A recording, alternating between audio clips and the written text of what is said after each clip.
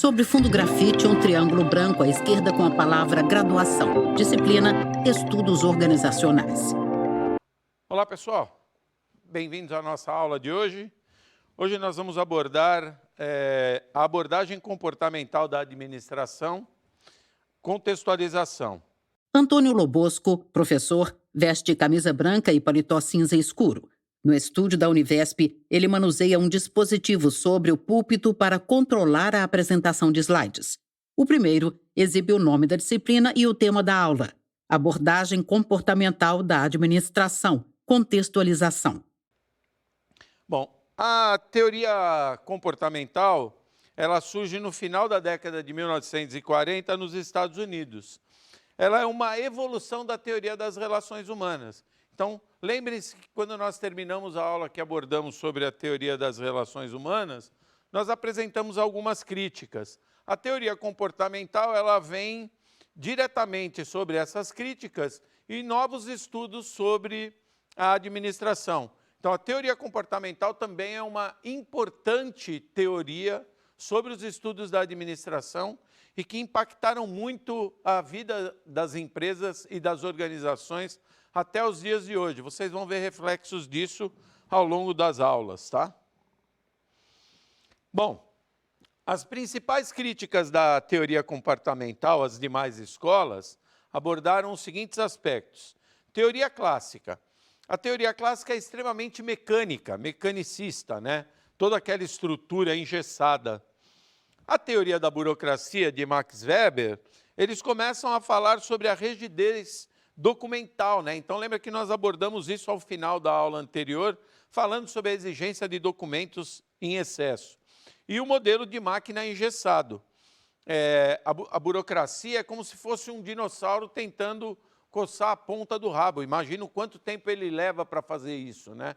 É mais ou menos como a gente enxerga a burocracia. Ela é tão engessada que demora para você tomar ações dentro da empresa.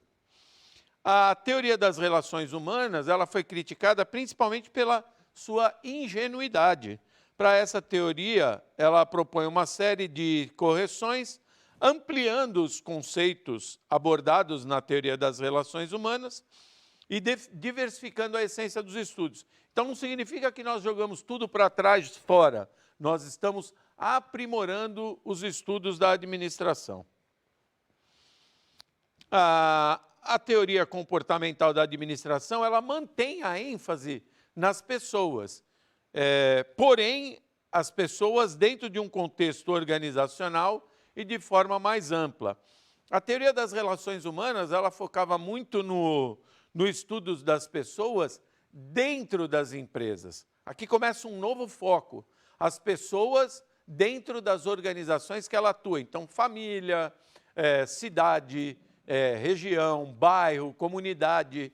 Então, a gente começa a avaliar essas pessoas vivendo em sociedade. A formação de grupos sociais dentro das organizações e a empresa passa a ser vista como um sistema social, composto por uma série de elementos dentro da organização. O que é esse sistema social?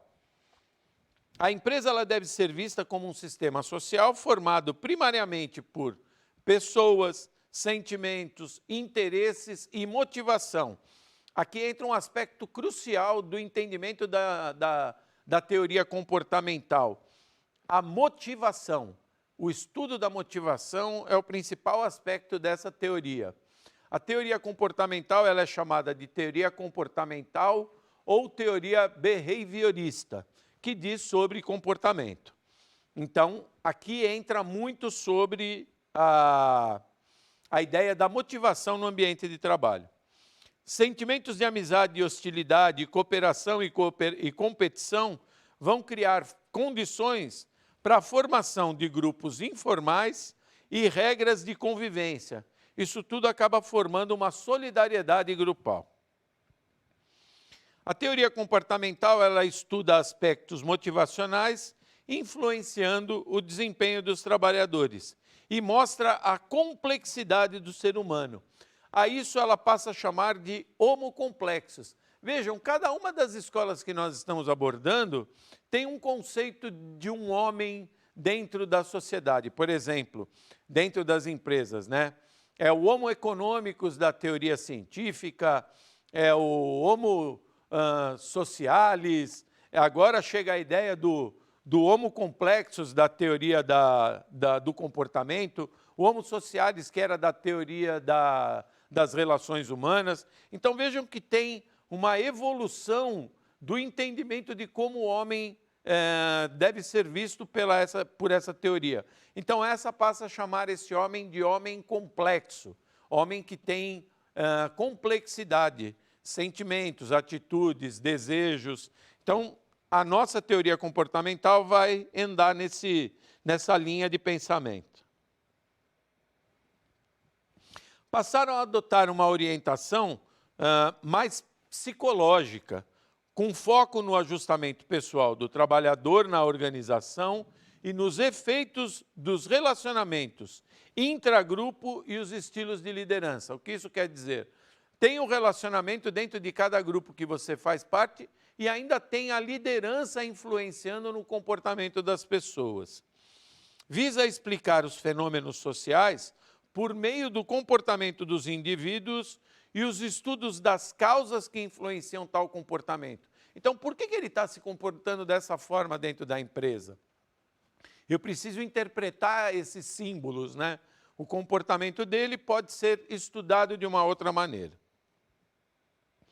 A ênfase da teoria da administração comportamental é ênfase no comportamento humano. Busca da eficácia através da motivação. Privilegia os aspectos intraorganizacionais e a liderança. Aceitação da autoridade e do processo decisório. A visão do homem administrativo, racional e tomador de decisão. Essa teoria aborda tanto o conceito de homem complexo como de homem administrativo. As duas estão alinhadas, tá? Bom, os principais estudos iniciais da teoria comportamental. Um dos primeiros estudos surge com Kurt Lewin, teoria dinâmica da personalidade, que envolve aspectos da dinâmica de grupo, estabelecendo uma ligação entre a teoria social com a ação social. Tem um outro trabalho de Lewin, de 1948, que aborda resolvendo conflitos sociais. O que é isso?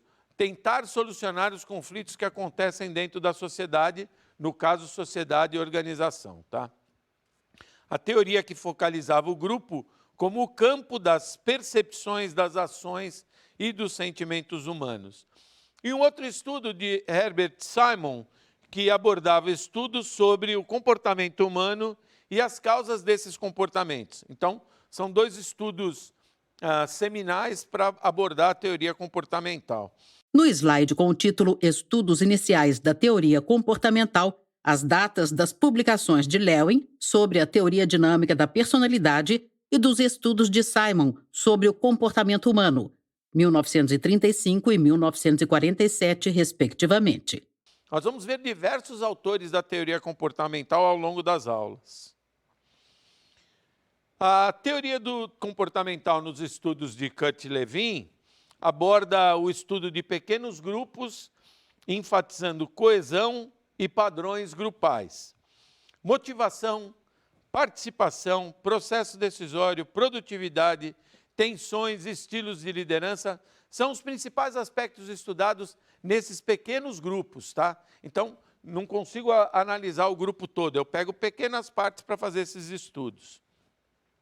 Os elementos a considerar nesses estudos: solidariedade dentro do grupo, a continuidade desse grupo, o tamanho dele, o papel e a natureza das tarefas desse grupo que eles têm que cumprir, quais os objetivos e a produção grupal e a autonomia de cada um. E ainda assim, a acomodação do grupo dentro da organização. Como é que ele se insere dentro desse grupo organizacional? Os fatores que determinam a formação de grupos para Kurt Lewin. Primeiro, interação. Relacionamento com outras pessoas a fim de resolver problemas e alcançar objetivos. Localização dos grupos. A proximidade necessária para que as pessoas possam interagir. Os interesses comuns. Quais são os elementos que constituem a força motivadora de coesão do grupo, para que ele haja na mesma direção? O tamanho, a quantidade de pessoas para interagir. Kurt Lewin ele diz que no máximo 5 pessoas em cada grupo, para que ele possa fazer todos esses estudos, e a ideia é que dentro das organizações esses grupos também sejam de 5 pessoas dentro de cada uma das áreas. Comunicação, processo de informações fundamental para a interação e consenso.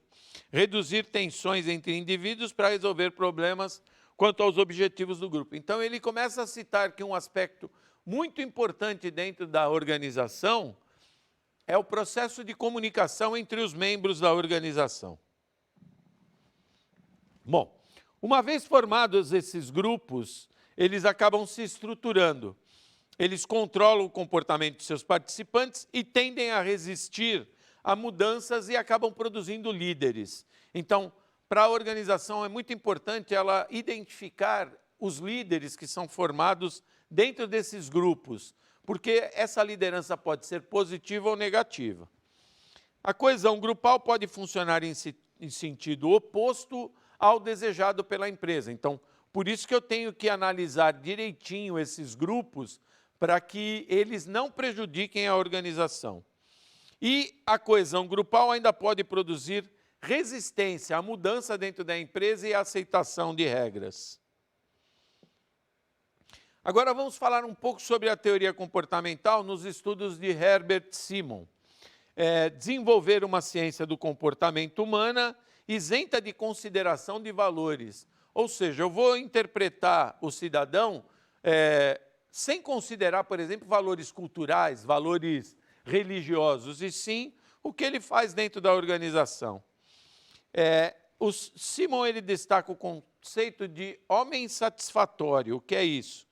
O objetivo da administração não deve ser maximizar ou otimizar a atividade, e sim alcançar o suficientemente bom sobre todos os pontos de vista, ao invés de, por exemplo, ficar procurando o melhor custo de ação. Ou seja, não é se esmeirar em fazer sempre o melhor, é fazer muitas vezes o possível para cumprir a sua atividade, porque senão esse melhor pode demorar muito tempo, né? Muitas vezes a gente entrega um satisfatório porque o tempo que demoraria ou a qualidade exigida para tal teria um custo muito grande para a empresa. Desenvolve um sistema próprio para a tomada de decisão nas empresas, e a racionalidade é sempre relativa ao sujeito que decide alguma coisa dentro da organização. O sistema de decisão dele envolve que toda decisão dentro de uma empresa envolve 6 elementos. Então, observem, a partir de certos pontos da administração, até o processo de tomada de decisão começa a ser discutido, né? Começa a se criar um padrão. Como um líder toma a decisão? O que ele leva em consideração? Simon traça esses 6 elementos. Primeiro, quem é o tomador de decisão? Qual é a pessoa? Quais os objetivos que se pretende alcançar com essa decisão? Quais as preferências? Quais os critérios de escolha para essa decisão? Qual a estratégia? Quais são as ações que vão ser colocadas para se atingir os objetivos? Qual a situação? Quais são os aspectos do ambiente para você tomar a decisão? E o resultado, a consequência dessa decisão, dessa estratégia. Então, observa que a gente começa a ver uma sequência no processo de tomada de decisão. Por isso que a liderança passa a ser um foco de estudos também da teoria comportamental. Novo slide com o título Estudos de Simon, Teoria das Decisões, e o subtítulo Etapas do processo de decisão de Simon. Abaixo, captura de tela com 4 caixas de texto azuladas, interligadas por setas para a direita e com textos que serão lidos pelo professor. Na legenda da imagem, quadro 1, Modelo decisório da economia clássica e racionalidade absoluta. Fonte, Mota e Vasconcelos, 2021, página 95. Então, aqui estão as etapas do processo de decisão, né? Primeiro, identificação e definição dos problemas, a partir da análise de oportunidades e ameaças do ambiente que a empresa está inserida. Então, aqui a gente já começa a observar alguma coisa falando sobre o ambiente que a empresa está inserido. Uma empresa ela está inserida num ambiente complexo. Nós vamos ver isso, inclusive, nas próximas aulas, mais adiante. A elaboração de diversas soluções possíveis. Então, eu identifiquei problemas, quais são as soluções possíveis?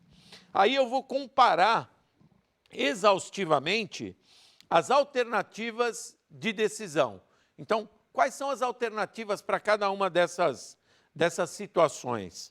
E, por fim, a implementação dessa decisão que a gente dita como ótima, de acordo com os critérios previamente definidos. Ou seja, então, para eu tomar uma decisão, eu começo a criar uma forma de tomada de decisão. E isso pode ser passado para todos os gestores. Para você tomar uma decisão, você tem que analisar esse aspecto, esse, e acaba tendo uma uniformidade de ações no grupo. Bom, encerramos aqui a nossa videoaula abordando o início da abordagem comportamental, da teoria comportamental. Não deixem de realizar nossas atividades na plataforma, os quizzes propostos, o fórum dessa semana, a leitura dos textos que estão sendo propostos e continuamos na próxima semana com a nossa videoaula abordando ainda a teoria comportamental, porque, como eu disse, temos diversos autores nessa teoria a serem analisados nas nossas aulas. Um abraço a todos, até a próxima aula. Sobre fundo branco, 2 retângulos vinho e cinza alternam-se nas laterais. No centro da tela, os créditos em letras pretas. Governo do Estado de São Paulo, Secretaria de Desenvolvimento Econômico, Universidade Virtual do Estado de São Paulo, Univesp, Presidente Rodolfo Jardim de Azevedo, Diretora Acadêmica Simone Teles. Audiodescrição, Núcleo de Acessibilidade Flix, Roteiro, Thaís Rosa, Revisão Keiko Trida, Consultoria Lara Souto, Gravação Leandro Ribeiro, Narração Valéria Grilo, univesptv.com.br.